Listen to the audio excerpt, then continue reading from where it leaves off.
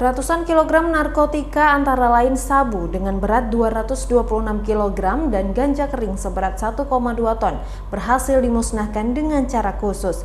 Sabu dimusnahkan dengan dilarutkan dengan zat kimia dan ganja dibakar di halaman Polda Aceh.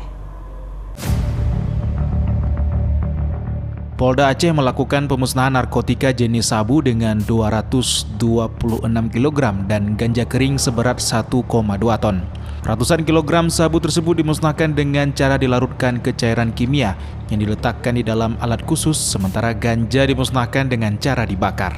Ratusan kilogram sabu serta ganja tersebut merupakan hasil pengungkapan Polda Aceh sejak 6 bulan terakhir, dengan 11 tersangka yang turut dihadirkan dalam pemusnahan. Salah satu tersangka berjenis kelamin perempuan.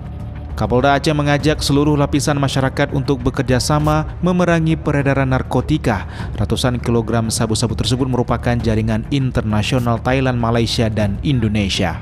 Irjen Pol Ahmad Kartiko mengatakan pemusnahan ini membuktikan bahwa kinerja kepolisian serius dalam memerangi narkoba sehingga bisa menyelamatkan ratusan ribu jiwa generasi bangsa. Ini adalah suatu protap bahwa barang bukti yang disita narkotika harus segera dimusnahkan di depan khalayak ramai masyarakat sesuai dengan berita acara yang sudah tadi kita lihat ya.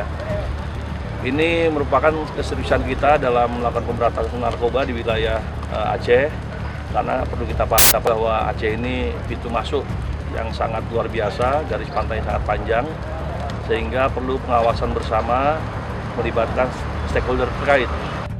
Menurutnya, perairan Laut Aceh kerap dijadikan pintu masuk narkotika jenis sabu jaringan internasional karena pantainya yang panjang membuat pengendalian narkoba bisa leluasa melakukan kejahatan tersebut, dan petugas masih sulit melakukan pengawasan jika tidak didukung dengan alat yang memadai.